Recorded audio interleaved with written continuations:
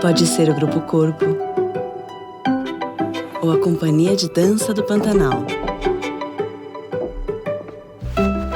Museu de Arte Moderna de São Paulo ou Arte em Cores. Filarmônica de Minas Gerais ou Programa Vale Música. Restauração do Museu Nacional ou da Cripta da Basílica de Nazaré. Onde tem cultura, a Vale está. Dos projetos que todo mundo já conhece, até aqueles projetos que todo mundo precisa conhecer. A cultura brasileira tem o nosso apoio. É valorizando essa cultura que crescemos e evoluímos juntos. Instituto Cultural Vale. Boa tarde a todos. Com muita alegria, iniciamos a nossa segunda mesa do grupo de mesas locais aqui em Itabira. Estamos no terceiro Flitabira e, com muita alegria, recebo aqui na mesa Epístolas Modernistas a amizade de Carlos Drummond de Andrade, Mário de Andrade e Manuel Bandeira, com os meus dois amigos, né, posso falar assim, tantos anos de convivência, Maxandro Soares e Joaquim Olegário. Meus queridos palmas. Que bom receber vocês. É quase uma sala de aula, né, gente? Os carinhos bonitinhos demais, e os amigos, né? As amizades. Bom, essa mesa, ela vai começar em mais ou menos 1924, 1926, quando eles se conhecem e viram amigos, né? E aí a gente vai conversar um pouco sobre essa amizade, sobre como que essa amizade impacta a obra drummondiana, como que cada um deles tem um jeitinho diferente de ser amigo. A gente tem aquele amigo que fala, cara, boto fé no seu texto. E tem aquele amigo que fala, seu texto é muito ruim. Não é isso? Esses são esses dois amigos. E a gente vai conversar um pouco como que foi essa influência na vida de Carlos Drummond de Andrade. Bom, para a gente começar, eu só quero falar um pouquinho que nós estamos, então, em 1924, pouco depois da Semana de 22. Né? E o que acontece no Brasil nesse período? Temos aí o modernismo e temos mais do que isso, é um pensamento moderno devido às vanguardas artísticas europeias. O que acontece? Depois que a fotografia inicia, que a gente tem fotografia, não precisa mais pintar. Então, a fotografia dá conta do que a pintura dava, o que a pintura fazia. A ideia era pintar ipsiliter, né? Tinha que pintar igual. O virtuoso era aquele cara que pintava igual. Como a fotografia chegou, não tem mais necessidade de pintar igualzinho, não é, Vinícius? Então, o que a gente faz? Faz uma fotografia que demorava 2, 3 meses para ficar pronta, cara, mas supera, já melhorou, já não vai fazer 6 meses, 1 ano de pintura. E logo depois vem o cinema. E aí o cinema traz, com os irmãos Lumière, liberdade de roteiro, liberdade de pensamento. E aí é cunhado um termo chamado avant-garde, né? Vanguarda, pelo pensamento que não precisa mais ficar preocupado com um pensamento acadêmico. Então, não quero mais pintar igual, não tenho que ficar preso às escolas técnicas de pintura, ao academicismo. Posso criar, mas eu crio a partir de um pensamento inovador. Então, a vanguarda é inovadora.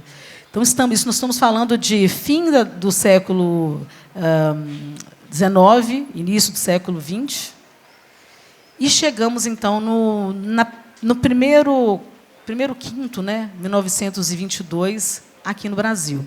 Então, o Brasil já começa a ter um pensamento modernista por causa de 2 mulheres, né, que vocês já conhecem, Anita Malfatti e Tarsila do Amaral. Tarsila vai para a Europa estudar e volta cheia de ideias. E volta falando, ó, Mário, vamos botar o terror no Brasil, mas, para isso, eu preciso comer a minha cultura, que é o movimento antropofágico. Então, comer a cultura é parar de copiar lá fora e criar uma cultura brasileira. Para isso, vai mudar a literatura. Eu vou ter que considerar o contexto histórico para criar uma literatura legítima nossa. E aí Drummond entra, né, com o que nós já conhecemos, com a pedra no meio do caminho, que é uma coisa totalmente estranha, e aí começa o trabalho literário dele. Então, considerando só esse primeiro preâmbulo, desculpa se eu fui um pouco, se eu alonguei, só para vocês entenderem onde é que nós estamos e como que é importante essa amizade. Tá bom? Então, isso feito, eu gostaria que meu amigo Joaquim e meu amigo Max falassem cada um sobre o contexto histórico desse período, do início, porque isso vai ser importante no nosso diálogo, e o contexto literário. Fiquem à vontade, por favor. Boa tarde a todo mundo aqui presente. Agradecer bastante a presença. Tá ligado?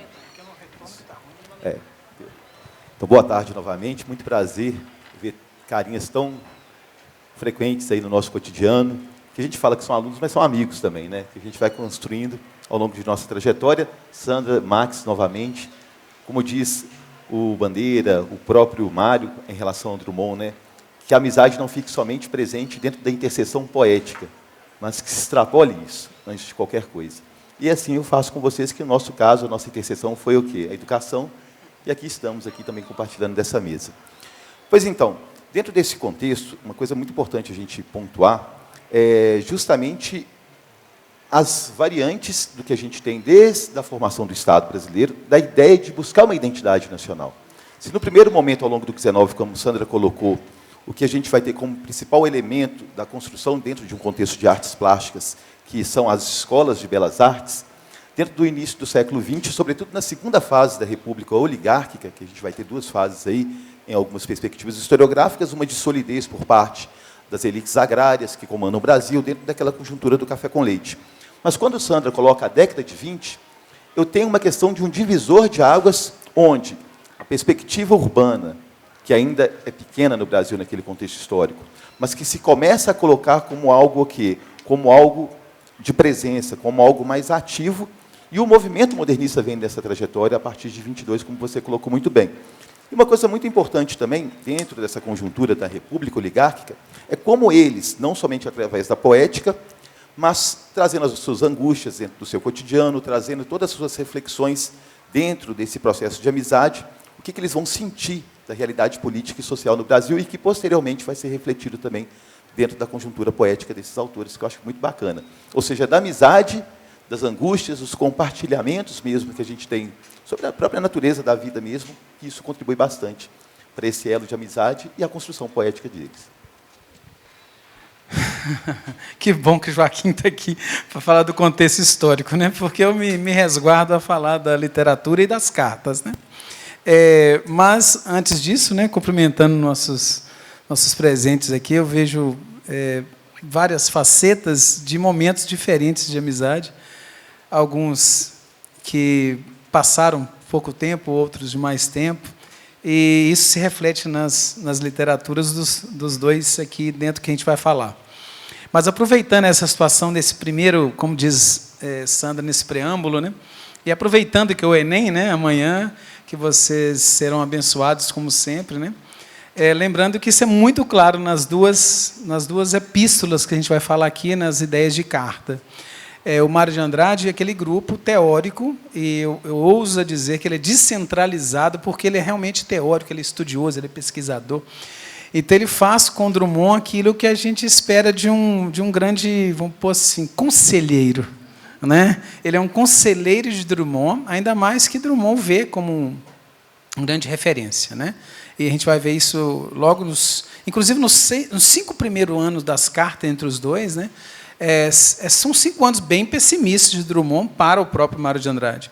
Mas, voltando ao contexto de preâmbulo, o modernismo acaba,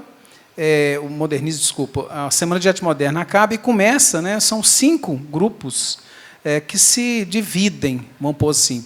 E Drummond, ele vem mais de segunda fase, então ele é muito individualista, e é a característica mesmo deles fechado. Então, por isso que ele tem essa produção tão vasta e vai se dividindo em fases para estudar o grande poeta. Né? Então, você imagina a responsabilidade de se estudar o Drummond, porque ele se individualiza desse grupo, que na primeira fase vai se reverter basicamente naqueles que a gente conhece, que vai cair mais para vocês, né? Que é o grupo nacionalista, que é um grupo realmente ligado à questão política, o Graça-Aranha, que ele vai até falar na carta, né, que o Graça-Aranha ele não aceita essas misturas antropofágicas e tudo mais, e são bem nacionalistas mesmo, que vai muito mais no cunho do Joaquim ali para falar da história. Como é que a busca pela identidade não é errado dos modernistas, né, mas é cada um procurando a sua identidade. E esse grupo nacionalista, né, que vai ser guiado pelo Menotti Del Picchia, e, evidentemente, vai se degladiar aí com um grupo chamado primitivista, que vai estar o Oso de Andrade, a Tarsila e tudo mais. E aí você imagina o Drummond no meio dessa guerra, né, de literários fantásticos. E lembrando que o Manuel Bandeira ele já começa bem antes, ele começa no pré-modernismo, mas o Manuel Bandeira, diferentemente, ele é lírico. O Manuel Bandeira ele é o contrário. Ele prefere as coisas mais certas, não o contrário. Né? E o Mário de Andrade, que é o técnico, vamos pôr assim, o pesquisador, que deveria ser o contrário, ele é mais aberto. E aí você vê no meio, isso que a gente vai debater aqui nas cartas, o Drummond com o Mário de Andrade, e depois aparece o Manuel Bandeira dando pitaco.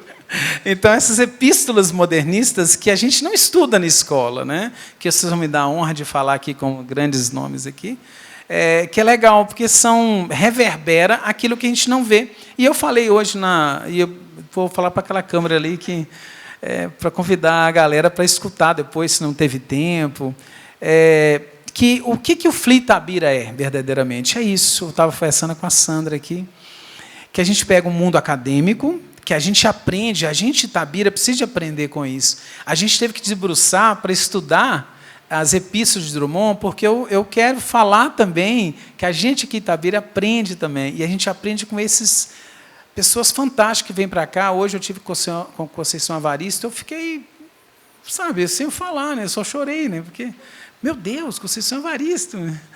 E, nossa, meu Deus.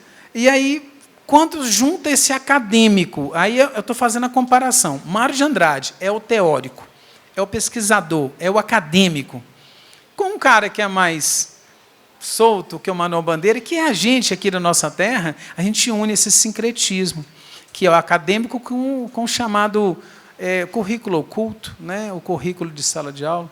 Então, quando a gente hoje vê a premiação, hoje cedo, né, Sandra, com cartas. Então, a gente pensa assim, as cartas dos meninos para Drummond, hoje foi uma coisa assim maravilhosa, né? E Conceição Evaristo representando tudo aquilo, mas meninos, então é isso que a gente vai falar aqui. A gente vai falar desse momento. Um lado nacionalista, mais fechado, buscando coisas mais concretas, tudo mais, e um lado mais estético e aquela coisa toda menos estética, assim vai. Então, a gente vai bater esse papo aqui, espero que vocês entendam e apliquem amanhã, caso necessário, mas provavelmente Manuel Bandeira, Mário de Andrade, Oso de Andrade, Drummond, é figurinha da sua prova do Enem e ainda fica melhor ainda para a gente discutir. Quero chamar a atenção para uma coisa assim, que eu acho que a gente deve considerar com bastante atenção. Nós sabemos que o Drummond ele é um poeta, ele é um cronista, ele faz textos espetaculares. E vocês devem estar perguntando por que a gente está se debruçando em cartas, né? Por que esse FLI é sobre cartas? Carta é um gênero literário. E o Carlos Drummond de Andrade escrevia cartas para todas as pessoas. Ele conversava por meio de cartas para os amigos que são escritores, mas conversava para o moço da venda daqui de Itabira, para o moço que era vizinho dele, para todo mundo. Ele mandava. Quem mandava carta para ele respondia sempre, respondia de forma célere, ele respondia muito rápido. Então, a carta é uma forma da gente conhecer verdadeiramente o que o autor pensa e o que ele diz. Então, Drummond deixou muitas pistas para a gente. E aí, dentro dessas pistas, a gente vê assim, pequenos, eu vou falar assim, acho que cuidado até para eu falar. Fofocas. Mini barracos, né? Tem mini barracos ótimos que a gente quer conversar com vocês. Nós vamos colocar aqui duas situações. Se a gente está vindo dessa ideia de pensamento moderno, eu estou rompendo com o academicismo, rompendo com o que todo mundo fazia. Até então estava bombando o Olavo Bilac, lembra? Hora de Reis Estrela, todo mundo métrica, era isso que estava bombando. Chega um cara no meio do caminho, né? E aí vai ter gente que vai gostar muito. E é isso que nós vamos falar sobre a poética da falta de estética. Não ter estética. É como você convida Vinícius na minha frente para uma festa chique. Vinícius vai, assim, apesar que hoje isso é normal, mas naquela época, Vinícius vai de calça jeans, tênis, ia ser um escândalo. Né? E é essa falta de padrão, essa dificuldade de padrão, que Vinícius hoje tem liberdade para fazer, que Drummond trouxe para a gente, essa liberdade. Para muitos, era muito difícil ver Vinícius sem uma roupa chique na festa. Para outros, já era tendência. E é isso que é a importância de Drummond. Drummond já começou sendo tendência. Então, eu gostaria que vocês dois me falassem sobre isso. Essa poética da falta de estética. Para Mário de Andrade, isso era uma coisa muito boa, não ter estética, ter liberdade. Agora, para Manuel Bandeira, isso era um problema. Inclusive, Manuel Bandeira chamou Drummond de feinho. Olha que bafo, gente. Então, assim... Deixa eu pegar o trechinho e falar assim, disso. Feinho para burro, implicadinho. Essa foi a fala dele. Por favor, vamos discorrer sobre isso. Sobre como que é a falta de estética, a poética da falta de estética. Para Mário de Andrade, isso sendo ótimo, como a liberdade de escrita, e para Manuel, isso sendo um problema, um incômodo mesmo. Ele estava, mesmo estando num pensamento moderno, ele tinha muita dificuldade com o que era muito moderno. Sobre essa falta ou presença de estética, vou deixar para a Marcos falar, mas... fazendo aquele exercício que a gente até viu na quarta-feira aqui, em torno da inteligência artificial. Mesmo porque eu sou mais estético que o senhor. Muito mais. A gente é mais feio. Não, você Tinha tem que dar uma cutucada. Né? Eu tenho. Pois então, não sei que alguém acompanhou, teve essa reprodução, né, da troca mesmo de cartas entre Drummond e o Portinari. E teve aquela repaginação através de inteligência artificial, aquela coisa toda. Eu fico imaginando, claro, que na história não existe o si, né? A gente trabalha com um fato, com um documento, mesmo no sentido de tentar fazer uma leitura do passado, uma experimentação do passado, mas fico fazendo esse exercício a partir da questão da inteligência artificial. Se existisse smartphone e WhatsApp na época de Drummond, Mário de Andrade e todos esses modernistas, como que seria essa conversa? Como que seria a fluidez desse retorno que Drummond dava aos amigos? Mas, além dessa questão da estética ou da ausência de estética, acho que está muito vinculado também, como Sandra coloca no início, sobre o contexto histórico, também a ideia da negação de tudo que está vindo ali de trás. E, principalmente, a gente tem um elemento factual que marca paixão muito... do Mário de Andrade por São Paulo, né, Joaquim? Sim. Que é esse urbano que você falou. Exatamente. E outra coisa que é muito importante a gente... não deixa-se explícito, dentro do contexto das epístolas, mas muitas vezes na poética, como que o divisor de águas também externo, como foi a Primeira Guerra Mundial e como foi tudo que estava construindo ali ao longo da década de 20, fundação da União Soviética, Partido Comunista no Brasil, enfim, como tudo isso também vai estar vinculado a esse processo de rompimento mesmo, em relação a não só um passado histórico, político, social, mas que vai estar o quê? Vai estar explícito também nessa busca do que é uma nova reconfiguração da arte no Brasil. Na música, naquele Na período, música, o que estava Heitor Villa-Lobos. Só conta dos meninos. Isso. Olha o Heitor Villa-Lobos, mas buscando o quê? Uma outra coisa que estava com um pensamento forte, e já naquela época que não existia o conceito de decolonialismo, o samba. Por isso que o trenzinho caipira, as baquianas, são vistas com muito respeito e como algo, Sim. mesmo sendo na cena clássica, era muito diferente, né? A sonoridade e as notas que ele traz. Tem um material, para quem tiver interesse, do SESC São Paulo, da pesquisa, a missão de pesquisas folclóricas do Mário de Andrade, que tem esse material remasterizado. É muito bacana esse material. Até faço uma dica para todo mundo aqui, nunca empreste livros, tá, gente? Só aqueles que estão querendo já que voe mesmo para outras estantes. Mas foi um material que eu tinha, emprestei, nunca mais vi. Mas é assim, fantástico o material e mostra esse lado pesquisador do Mário de Andrade, de ir a campo, de recolher dentro da busca dessa essência do Brasil, mas dessa reconstrução também, o quê? Dentro dessa ruptura, dentro de um contexto histórico específico, que é muito bacana. Isso, então eu vou me atrever, tá, a falar sobre isso, mas é engraçado, né, que no início da carta com o Mário, acho que é justamente isso que o Drummond procura, né? Um porto seguro para ele falar das angústias dele, né, principalmente estéticas. Mas eu separei aqui, na verdade, eu pus a palavra insubordinação, porque aparece, né, você quer mostrar o livro de lição? Que ainda vai aparecer, inclusive, as primeiras cartas de Drummond para o Manuel Bandeira nesse livro aqui, ó, que é a Lição de Amigo, de 1982. Né, quando aí, imagina, você já vê um poeta já todo renomado, então você vê aquilo que a gente estava falando aqui, né, as conversas, né, de bate-papo mesmo, que a gente fica meio chocado, né, que espera. Mas eu vou me falar de 3 estéticas, temáticas importantes que está ali, que o Mário de Andrade, inclusive, chama o Drummond de pupilo amigo. Ele cria uma palavra, né? Então, pupilo amigo, né? Então ele já tem essa ideia de que o Drummond ele pode reverberar em Minas Gerais, né? Nessa sociedade agora de poetas mineiros, aquilo que ele pensa lá em São Paulo, né? Que quando a gente vai em São Paulo, você fica doido, né, Joaca? Aquela cidade cosmopolita, aquela cidade toda. E quando você está aqui em Belo Horizonte, você tem... É uma cidade que não é grande nem pequena, né? É uma cidade meio assim, que ainda resguarda aquele interiorzão. Ainda mais naquela época, que a gente está falando, década de 20, Belo Horizonte nem 40 anos ainda tinha. Estava num processo ainda de firmamento como nova capital. E, fugindo um pouco ao que é o recorte aqui, se fosse uma redação tiraria 0 no Enem, mas não é isso. A própria ideia do Noel Rosa, quando visita Belo Horizonte, quando ele fica angustiado sem ter uma boemia pulsante como o Rio de Janeiro, que vão colocar São Paulo também nesse contexto histórico, que é nas duas referências de uma ideia de cosmopolitismo, né, desse contexto histórico, mas como eles olham para os mineiros em relação ao modernismo e colocam uma fé nesses mineiros. Isso, é isso que eu estou te falando. Então, Muito Mário de legal. Andrade, quando fala Drummond, pupilo amigo, ele tem essa característica. Cara, encontrei em Minas Gerais aquilo que eu quero reverberar. E, do outro lado, você tem o Manuel Bandeira, que quando visita Drummond, né, e ele dá ainda palpites, né, então são vertentes diferentes. Mas, basicamente, eu peguei 3 temáticas que falam nessas cartas, que é o lírico, que é o quer ser lírico, que entra no estético, né? E imagina que o lirismo, para Drummond, ele passa a ser um lirismo muito subjetivo, né? Porque o lírico, vamos pôr assim, acadêmico, o lírico é a mulher bonita, é a natureza maravilhosa de Canção do Exílio, o sol, é o amor e tudo mais, né? E aí vem Drummond com essas obras dele, meio que questionando isso. Lembrando que o Manuel Bandeira é muito lírico. Ele é muito lírico mesmo, e ainda mais, né? Manuel Bandeira é aquele que tem pneumotóricos, é o mais doentado deles, né? Então a vida para ele é muito importante se apegar àqueles momentos e tentar universalizar aquilo. Eles vão ter uma brigazinha sobre isso, do que é universal e do que é individual. Porque o Drummond está angustiado, inclusive fala do casamento, né?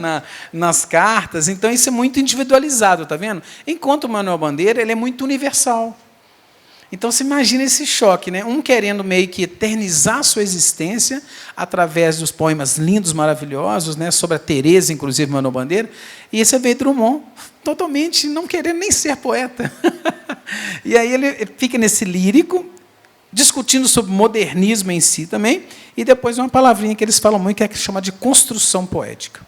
Então, eles dois falam um monte de coisa assim. O Manuel Bandeira fala assim, Mário de Andrade fala assim: o que é a construção do ser? Construção do ser. E o Drummond fala assim: e o que é ser poeta? Enquanto um está preocupado na estética de discutir realmente o que é a construção do ser humano no sentido estético, pesquisador, o outro, o que é ser poeta? Eu estou preocupado com vocês aí, fazendo esse modernismo, aí, essa Semana de Arte Moderna maravilhosa, e eu aqui, o que é ser poeta? Né?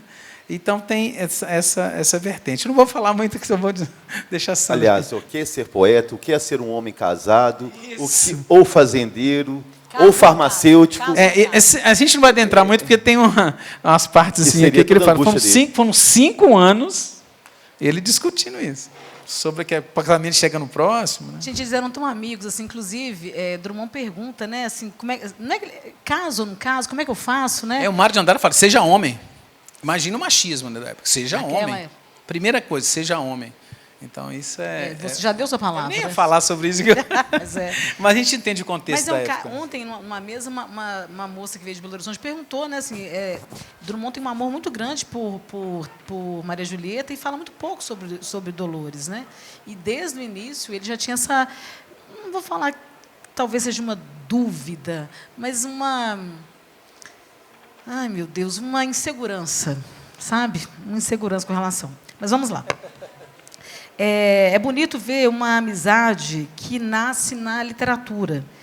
Há cartas dos dois poetas, né, entre os 3, que tem esse ar confessional, né? Aqui, ar confessional, sobretudo, com o Mário de Andrade. Com o Manuel Bandeira, questões muito sérias ligadas ao nacionalismo, as questões de jornais, eles mandam questões: você viu isso que saiu, o que você acha, o que você pensa sobre isso? É bem essas discussões políticas mesmo, né?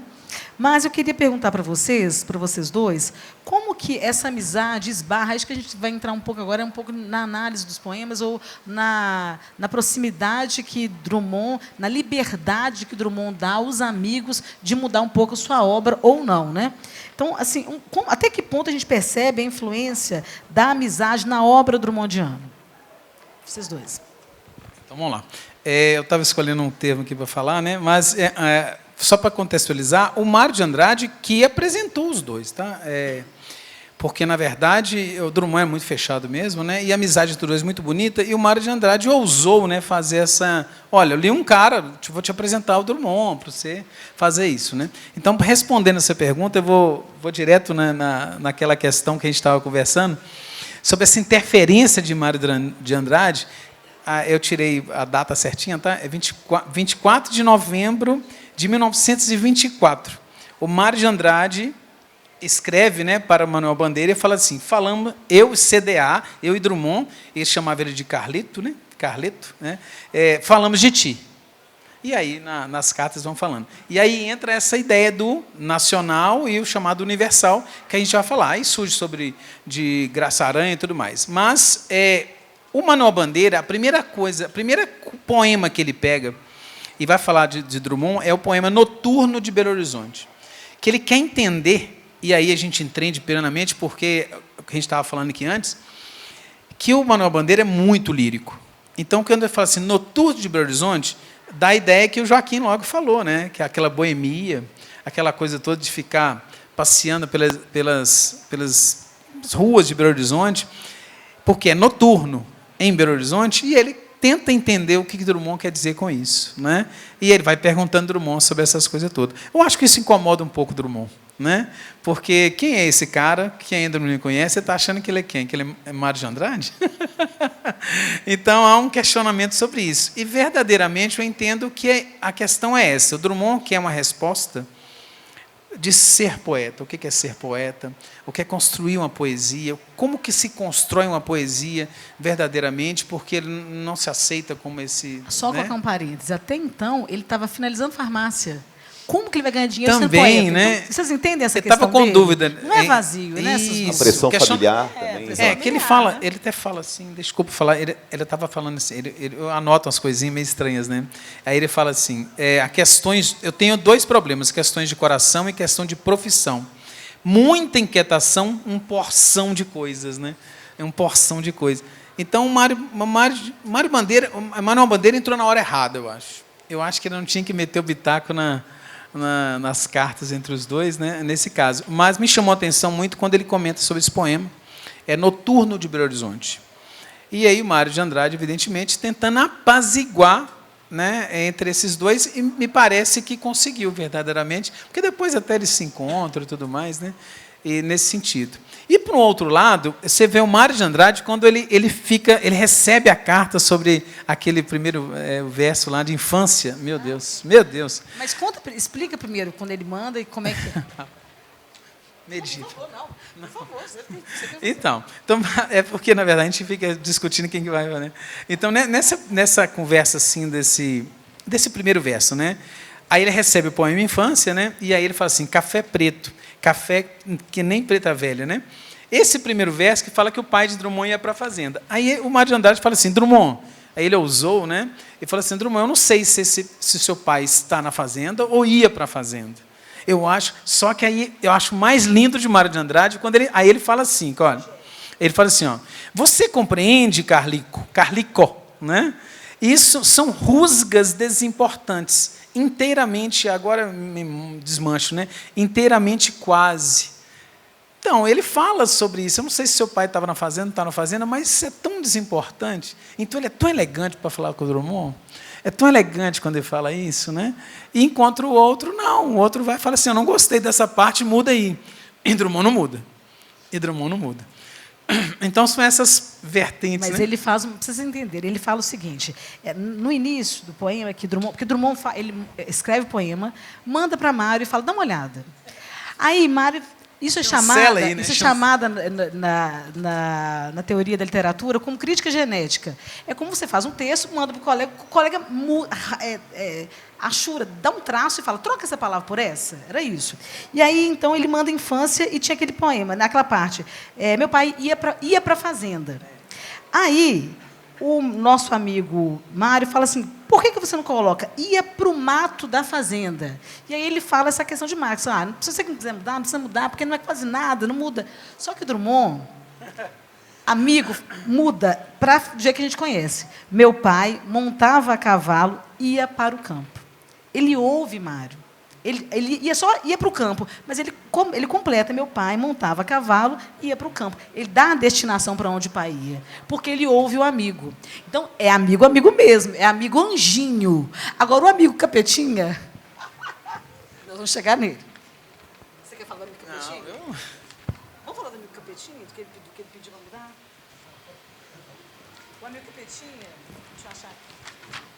Ô, gente, é tanta carta que, na verdade, você fica perdido assim, eu selecionar o que é mais legal, né? E, de novo, são coisas assim que a gente não está acostumado a usar no nosso mundo do dia a dia acadêmico, né? Porque, como diz o outro, né, Joaquim, não cai no Enem, né? Então, o que cai no Enem, o que não cai no Enem? Existe um abismo, né, agora na educação brasileira, aquilo que cai e não cai no Enem, né? E sobre isso a gente tem que também largar um pouco essas amarras também, né? Porque quando a gente fala de poética, quando a gente fala de música, quando a gente fala de estética, ela está muito mais para nos sensibilizar do que necessariamente criar todo um padrão voltado a uma formação específica. Eu acho que a poesia e a arte têm essa função, exatamente de tocar, de sensibilizar, de engajamento, que é importante também, que perpassou também muito a obra do Drummond também, como do Mário de Andrade, que vai ser muito importante. Agora, Sandra, quando a gente fala dessa angústia, só voltando nessa parte aqui, já que a gente está aproveitando aqui para fuçar as gavetas de Drummond, quando ele... A gente não sabe, né, porque é um livro que foi lançado após a morte dele, quando ele volta no passado para falar dessa angústia do casamento, quem que é a musa inspiradora para o amor natural? Que eu fico me colocando nesse questionamento. Mas não vou entrar também nesse detalhe, não, né? Porque alguém conhece o Amor Natural, que é um livro de poemas eróticos do Drummond. A gente não vai entrar nele, não, mas é um livro bastante consistente, uma poética linda. Eu acho que está muito ligado a esse noturno drummondiano. Exatamente. O que ele fez nesse noturno, a gente não sabe. O bacana, o Sandra estava falando do Manuel Bandeira, é que na maioria das cartas de Drummond, ele passa a ter um cunho mais conservador depois. E, inclusive, Manuel Bandeira escreve para Mário de Andrade falando assim, olha, o que eu gostei desse mineiro é que ele é mais simples, ele não é muito literário. É porque o Drummond, na verdade, não queria ouvir, né, verdadeiramente a posição do Manuel Bandeira, né? Então, ele fala isso, né, esses são simpáticos, ele fala assim, esses mineiros são simpáticos. Eu acho que o Manuel Bandeira, realmente, ele se sente... mais desconfortável, né, com o Drummond, porque o Drummond, acho que ele era doido com o Mário de Andrade, né? Ele era apaixonado com o Mário de Andrade, então é injusto com o Manuel Bandeira também. Mas eu acho que tem uma questão de cosmovisão, você não acha, não? Porque, acha, assim, por isso que tem essa para vertente. Mário, essa simplicidade é que é a maravilha do cotidiano. Para Manuel, é ingênuo. Isso, então. E o Manuel Bandeira, a gente não pode esquecer, gente, ele é doentão. Nossa, que lindo. Eles me dão um tchau assim, passando assim, eu fico... o Manuel Bandeira, ele é doente, ele tem que viver a vida. Então, o gosto do café da manhã, você imagina ele lendo esse poema de Drummond falando do passado, queira ou não queira, meio romanticamente, café preto, café da... Sabe? Então, o café passa até o cheiro que Drummond tinha. Para o Manuel Bandeira, não, o café é café. O café é dali na hora, que ele tem que tomar, porque ele não sabe se vai conseguir tomar de novo. Sabe? Tanto é que, quando ele fala de Teresa, aquele poema de Teresa, eu falo muito com os meninos, quando fala sobre a questão do amor, que Manuel Bandeira fala assim, a primeira vez que vi Teresa, ela tinha cara de perna. Né? A segunda vez que vi Teresa tinha os olhos muito mais bonitos que a perna. Depois que terceira vez que vi Teresa mudou meu mundo, Teresa mudou meu tudo. É aquele machismo que a gente fala mesmo, a gente olha primeiro a questão estética, a questão da mulher na perna e tudo mais, mas depois que ele viu Teresa verdadeiramente, meu Deus, ele apaixonou, né? Então isso é muito lírico. Isso para Drummond é impossível. Drummond não vai falar um amor assim. E Mário de Andrade, imagina, um cara totalmente deslocado e tudo mais, pega o Macunaíma, que a gente, quando você discute Macunaíma, você não entende Macunaíma, porque Macunaíma está além do seu tempo. O amor de mãe de Macunaíma para a mãe dele, quando ele faz o xixi na mãe, para a mãe não pegar o pernilongo, não incomodar, a gente vê aquele como um absurdo. Mas, na verdade, ele tomava conta da mãe. Né? Então, a gente não tem essa vertente. Eu acho que o estético, de novo, né? O fazer xixi, né? Não é estético. Mas, para o Mário de Andrade, olha, vocês não estão prestando atenção, né? Ele está fazendo xixi para não ter o pernilongo na perna dela. Então, acho que eles têm isso. Então, é injusto com o Manuel Bandeira quando a gente fala isso. E Manuel Bandeira que é uma coisa universal, porque realmente ele precisa de se eternizar, porque ele sabe que o tempo dele é curto, né? Enquanto você tem um Drummond angustiado, se questionando como poeta, como pessoa, como profissional, o que eu vou fazer e tudo mais. E o Mário de Andrade, verdadeiramente, nessa... já é uma sumidade, né? O Mário de Andrade realmente domina a música, é autodidata, né, Joaquim? O Mário de Andrade é um autodidata, pesquisador nato, e que deixa, na verdade, uma obra imensurável para a gente, né, nesse caso. Então, de novo, assim, deixando bem claro, questão do nacional, do representação nacional, identidade nacional, e o universal. O Brasil precisa se ver lá fora. Então, essas cartas, elas discutem muito isso, né? O meu poema, só que o Mário de Andrade vai assim, tá, o seu poema é isso, isso, isso, adorei, adorei, adorei. Só que, do outro lado, você tem o Manuel Bandeira, peraí, tá, mas é o seu. E o universal? Pois é isso que eu quero conversar agora com vocês, nesse momento. Porque nós estamos falando de antropofagia, comer minha própria cultura. Drummond, para ele, o mundo é Itabira. Né? E ele expande esse mundo até isso ficar universal. Para ele, o mundo é Itabira e ele é respeitado nesse pensamento por Mário. Para esse incômodo que Manuel tem de achar que Itabira não vou falar que é pouco, mas que Drummond poderia colocar mais mundo São Paulo, mundo nacionalista, outras questões políticas, sabe? Eu queria que vocês falassem sobre isso, Drummond, trazendo a cultura, a sua própria cultura, para o local, e do local expandir ao extremo, até ir para o global, como que é isso para eles e para vocês também? Como vocês pensam isso? Modernismo. Acho que tem dois contextos muito específicos aí no sentido de vivência mesmo, né? Se a gente pensar o Manuel Bandeira, a trajetória dele, em comparação com a trajetória do Drummond, quando você coloca essa identidade com o local, com a geografia Itabira, e como que isso marca ele vai fazer esse caminho, do local para o universal. Exatamente. E dentro do contexto do Bandeira já é diferente. Esse cosmopolitismo que já molda esse universalismo dele, ele entende em Drummond que um localismo demasiado, nesse sentido, na busca de uma urgência desse crescimento, no que o Marx colocou para a gente, no sentido do recorte da poesia, no sentido de dar esses apontamentos na poesia do Drummond, buscando esse universalismo. E o Drummond, não, vamos devagar com o santo, porque o Andor olha, devagar com o Andor, porque o santo é de barro. Vamos devagar, vamos pontual, dentro dessa leitura que, pelo menos, a gente faz. Quando a gente pega, por exemplo, essa exaltação do Drummond, na busca, que também é importante hoje, na contemporaneidade, perceber Itabira como um lugar universal.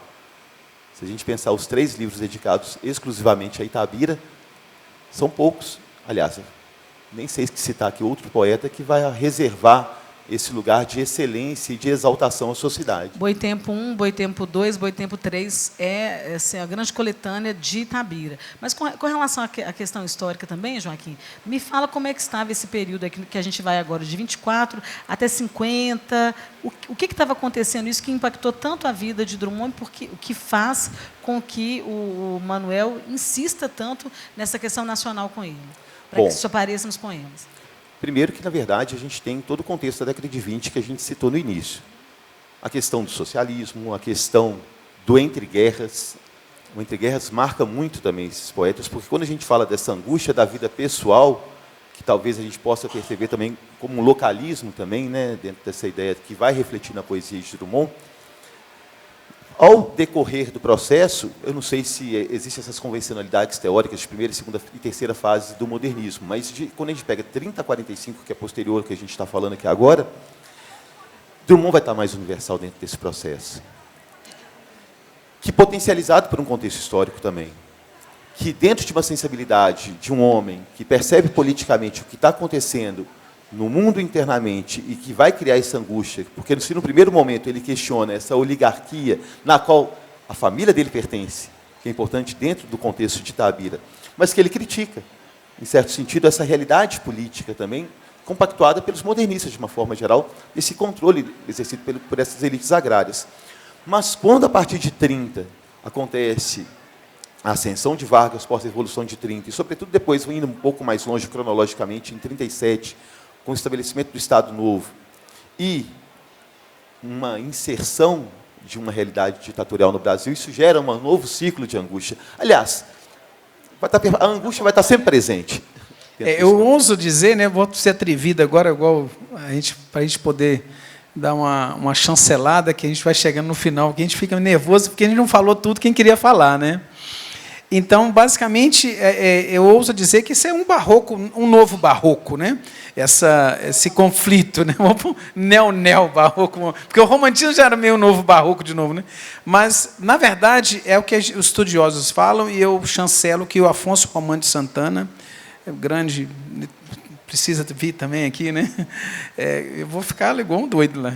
Então, ele fala, né, das fases de Drummond, e ele fala dessa antinomia, que a gente chama de antinomia. Por que chama antinomia? Porque o Drummond ele não vai fazer esse conflito entre eu e o mundo. Ele vai falar que ele é ele e o mundo. Eu acho que isso, o Manuel Bandeira fica desconcertado, porque ele quer uma resolução para isso. E ele não fala. Então, olha, nós somos antinômicos. Nós somos eu e o mundo ao mesmo tempo. E o Drummond, na primeira fase dele, que ele, vamos pôr assim, pelos estudos, ele é maior que o mundo. Eu sou um poeta gauche, eu sou errado, eu sou torto. E ele, verdadeiramente, quando... Aí a Adélia Prado também, meu Deus, como é que não lembra dessas pessoas? A Adélia Prado pede licença para ele, ó, desculpa, mas eu sou mulher. Isso é só Drummond que faz. Você pode ser um anjo gauche que veio falar com você, você é gauche, mas meu anjo carrega bandeira. O meu não, o meu é diferente. E Drummond fica louco com isso, né? O Manuel Bandeira, eu acho que ele não soube lidar com o Drummond nesse sentido, entender esse sentido. Então, o eu e o mundo ali, ó, primeira fase, Drummond, o eu lírico maior que o mundo, as cidades pequenas e tudo mais, e ele já querendo alçar voos mais altos universais, quando chega a Segunda Guerra, então imagina, entra Sentimento do Mundo, que a gente já discutiu tantas vezes, né, Sandra? Sandra escolhe um poema, Chora, eu choro, e Sentimento do Mundo é ele igual ao mundo, né? Ali ele fica igual. E quando vai chegando lá em Claro Enigma, Claro Enigma eles não dá mais. Aí vem hoje, a menina faz um poema, uma carta ganhadora, fala da mesa. E fala, Drummond. Drummond tinha que escutar isso. Eu estou morrendo de medo dele responder para ela. Pedro ouviu. Pedro ouviu por ele. Não é? E ela fala assim, Drummond, a sua mesa não é maior que a minha. Você não está entendendo que a mesa na minha casa... Aos domingos, o frango assado, ele tem gosto de saudade, mesmo sabendo que no outro domingo estarei lá de novo. Eu não sei se é frango saudade ou saudade de frango. Júlia Meu Deus, você está entendendo o que eu quero dizer? Eu estou dizendo isso. Então, esse conflito do individual e universal, ele marca verdadeiramente, eu acho que a história de nossa literatura. Ele não marca só, eu acho que o Drummond, sem querer ser profissional da literatura, ele conseguiu reunir isso tudo, e eu vou te falar aquilo que eu tenho anseio. Eu escutei isso recentemente. Por que nós não temos ainda um ganhador de Nobel no nosso Brasil? Por que nós não temos ganhador de Nobel? E aí um estudioso, um acadêmico, foi em Berna e perguntou isso lá. E a resposta deles, já que você quer escutar, não vamos falar.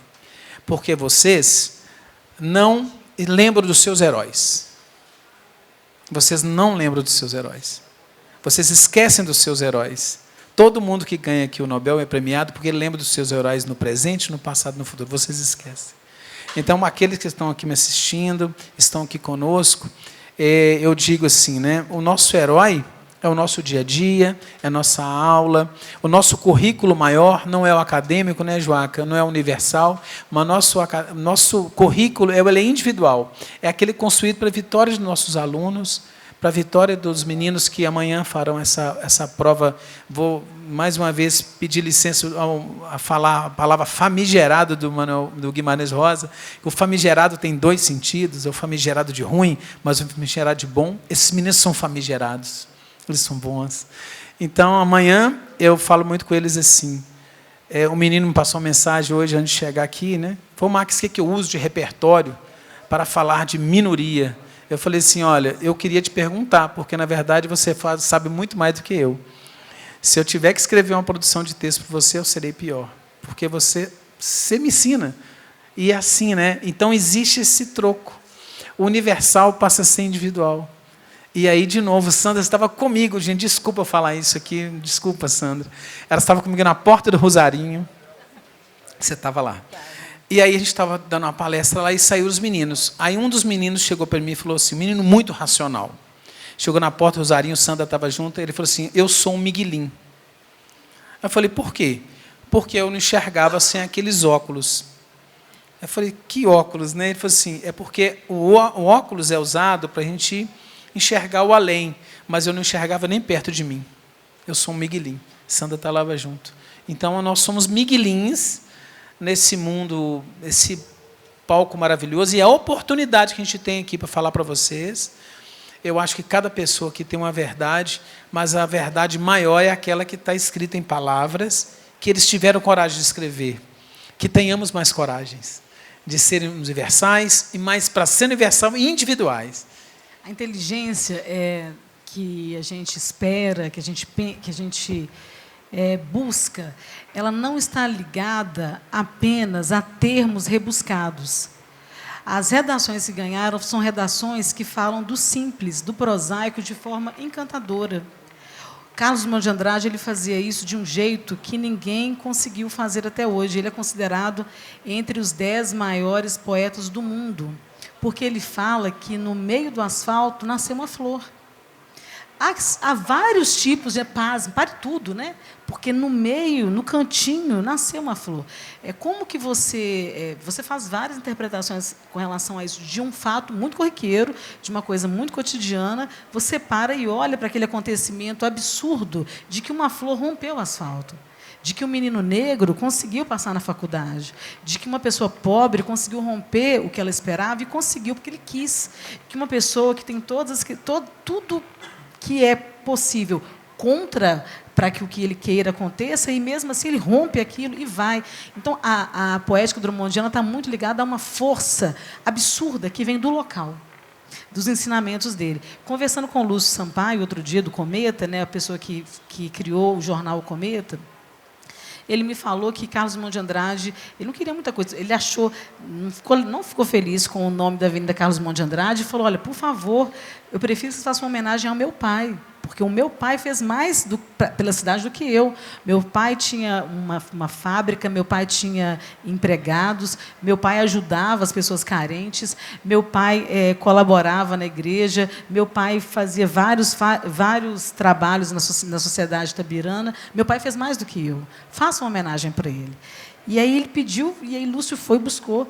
E aí a homenagem, eu quero contar para vocês verem como que é tão simples.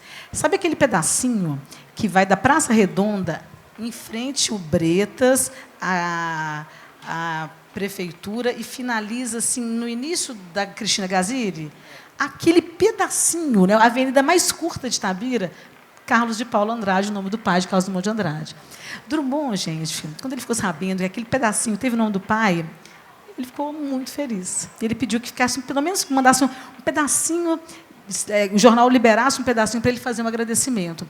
Ou seja, um homem tão grande para Drummond como pai, Drummond tão feliz porque o pai dele foi homenageado com um pedacinho em Itabira. Então, eu acho interessante a gente pensar nisso, tá? Agora, sempre. Por favor. Não, eu só quero agradecer mesmo e pedir uma parte aqui para poder, se vocês me pedirem, né, para abençoar esses meninos amanhã. Bonitinho. Mas para de chorar. No fim, eu vou deixar essa pessoa que é a nossa última fala. Para. Agora, como a gente tem 10 minutos, eu quero ouvir. Nós temos tempo assim, Lua está ali em cima. Vamos pedir duas. Perguntar se alguém tem alguma como fala? Que eu esqueci o nome? Pergunta. Obrigada, Marli. Gente, vários dias sem dormir. Itabira é isso, é alegria, simples, é paz, é felicidade, mas faltam. Dormir a gente não dorme. Alguém tem alguma pergunta para fazer para os nossos dois convidados? Que não seja de Enem. Vou falar sobre isso. Alguém tem alguma pergunta? Isso é bom, hein? Como diz Manuel Bandeira, ele é simpático, eles são simpáticos.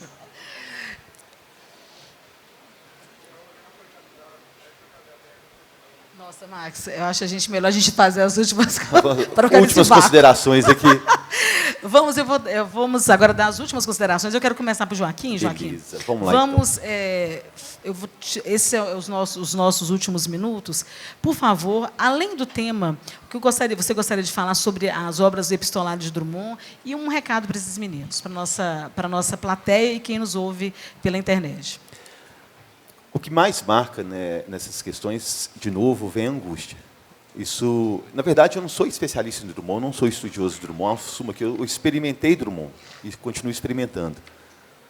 E quando eu tenho contato com essa documentação, a perspectiva da angústia me chama muita atenção, e como documento histórico, e que a poesia dele serve também como fonte, de novo, é explicitada essa angústia.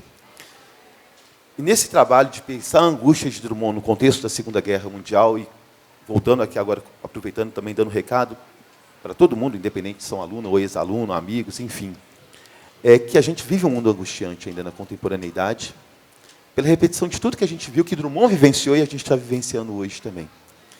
E uma coisa que Drummond traz de uma perspectiva tão primorosa, e que eu gostaria que isso ficasse para qualquer um que esteja aqui presente, é a ideia de exaltação à dignidade humana. Independente de Enem, independente de profissão, independente de qualquer coisa, a dignidade humana ela deve prevalecer, e o que a gente está percebendo aqui, e aí sim, como elemento de estudo, eu vou fazer uma referência a Hobsbawm, e o que deixa a angústia na contemporaneidade é que a gente está caminhando a passos largos à escuridão, de alguma forma. Mas, sobretudo, os nossos alunos que estão aí para potencializar mudanças que vão exaltar, por outro lado, dentro de um paradoxo, políticas afirmativas que a gente vem acompanhando, de ver uma Conceição Evaristo palestrando, a gente vê um Ailton Krenak palestrando como membro da academia. O problema da Academia Brasileira de Letras é importante, esse referencial mas ele já é Ailton Krenak, e tem toda uma literatura indígena por detrás daquilo, uma robustez por detrás daquilo. Isso é dignidade humana, o reconhecimento disso. E perceber o que acontece dentro de um universalismo, agora não estou nem falando do indivíduo, mas também do indivíduo, do universal, a gente ter essa sensibilidade crítica na busca dessa dignidade e não ver com normalidade tudo que se passa dentro do que está rolando aí. E aí, antes de passar para Max, Drummond, volto a falar, leiam Boitempo 1, 2 e 3, porque lá ele já vai falar coisas que hoje, por exemplo, Skip fala Quanto Vale, no clipe, ele já falava isso há muito tempo, né? E era muito mal interpretado, por causa de que Vale era mãe doce. Né? E era muito... Aquela história que vocês já conhecem sobre ele. Mas o que ele queria dizer ali é a pessoa política, o ser político, não ligado a partido. É a pessoa que já engajado e que já pensava nisso. Né? Para que tenha bem-estar, para que eu fique bem, todos temos que ficar bem. Eu não posso ficar bem sozinho. Eu não posso estar no Rio de Janeiro achando que Itabira está sendo totalmente dizimada pela empresa que é mineradora, porque vai pegar, vai acabar com a nossa produção mineral, que vai ter fim. Eu não posso deixar isso à toa. Então, isso aparecia sempre nos jornais, nas crônicas. Então, ele usava a literatura para ser voz. Então, no trabalho de vocês como pessoa, pensem na dignidade humana como voz. O Felipe Itabira, quando dá voz às crianças para a redação, quando dá voz a nós aqui das mesas regionais, das mesas locais para a gente falar, a gente tem que pegar essa oportunidade e transformar isso em voz para ecoar. Ai, arrepiei até minha perna, meninas. Você acredita? Arrepiei toda aqui agora, quem estiver. Nós temos que fazer esse conhecimento ecoar. É isso que ele já pensava. Né? Agora, finalizamos com o meu amigo Max. Vamos lá. Eu me comportei bem. Comportou, não tem nem penso. Você jura que eu não choro? Juro. Então, para encerrar, né, eu quero aqui dizer que eles me pediram uma mini biografia, né?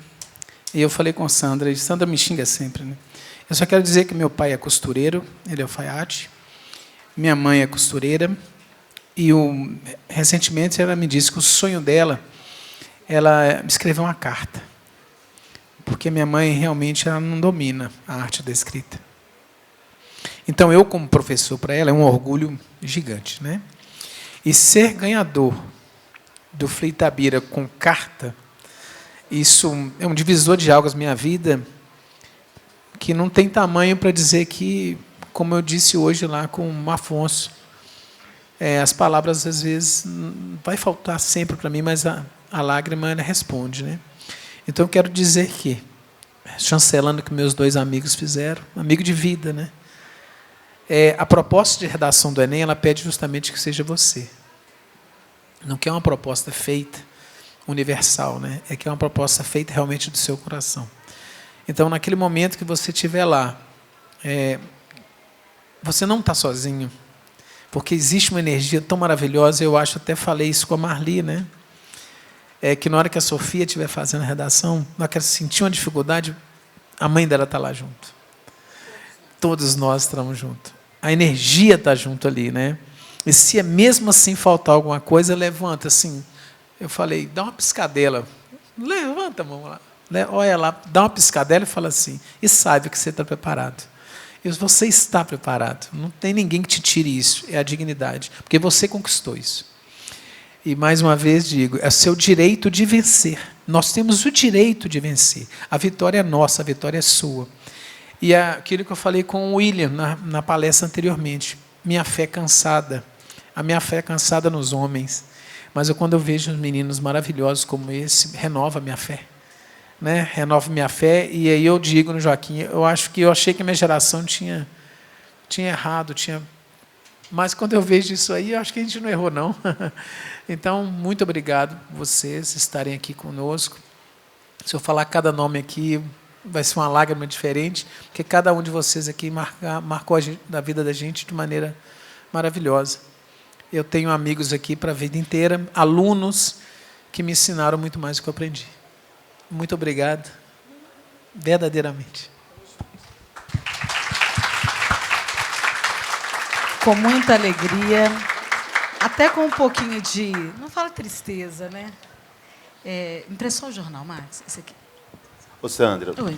Só te interrompendo, eu não falo nem de tristeza, eu falo, por mais que tenha angústia, exista, mas tem alegria sim, porque o que a gente está vendo nessa geração é a não aceitação do racismo, é a não aceitação da LGBTfobia, a não aceitação do que vai, ao contrário, a dignidade humana, do que aos 20, 30 anos atrás. Lembrando que a prova do Enem amanhã é colorida, hein? Ei! A gente, isso que Joaquim e Max bem lembraram, né? Nós somos vocês são melhores, melhores do que nós, sabe? E nós pedimos para vocês, aqui é Sandra, é Max e é Joaquim, busquem sempre retomar quem vocês são.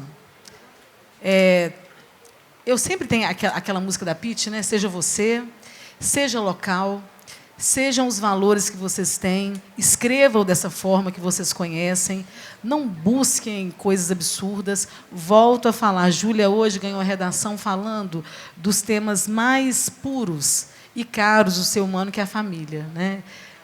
Não tem nada mais caro, mais puro, mais importante, e ela escreveu isso com um lirismo muito, muito bacana.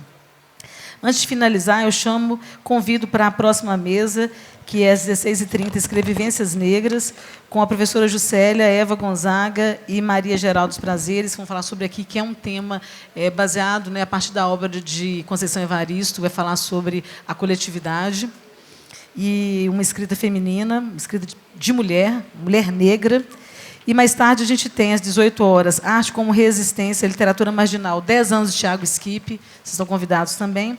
E para a gente, Fabão vai estar. Tiago, Elder Black, Fabão. E às 19h30, para a gente fechar as mesas de Itabira, nós vamos conversar com Rafael Sá, vai conversar com Geni e Rafael Fernandes sobre como que a obra drummondiana ganha corpo nas artes visuais. Eu quero registrar aqui, como curadora local desse ano, uma alegria, um agradecimento especial ao Afonso Borges, a toda a equipe do FLI Itabira. Ai, me deu vontade de chorar agora. Porque Carlos está aqui, Carlos veio de Araxá, Lu é nossa, produtores aqui do FLI, os meninos de fora. Nós temos uma oportunidade, gente. Vocês são novos, vocês não sabem da importância. O tempo que eu estava na fundação, nós lutamos para que a FLI viesse para cá por vários anos. A gente foi a FLI Paracatu, em Paraty, nós já sabíamos da FLI que existia em Araxá, e a gente sabia que nós merecíamos uma FLI Itabira por Drummond e por nós. Há 3 anos... Isso, claro, nós somos os nossos ancestrais. Muitas pessoas não estão aqui porque nós só conseguimos fazer 14 meses esse ano, mas nós não podemos deixar de falar de alguns temas importantes, de alguns vieses importantes. E esse lugar é um lugar que é nosso. Hoje somos eu, Max, Joaquim. Amanhã são vocês que estão aqui. Esse lugar é nosso. É nosso. Nós não podemos ter nenhum direito a menos. Nós queremos 3, essa é a 3ª FLI Itabira, hei de viver para ver a 30ª edição do FLI Itabira com vocês. Eu quero agradecer com muito carinho, Max, muito obrigada. Joaquim, muito obrigada. Todos vocês, muito obrigadas. E até uma próxima.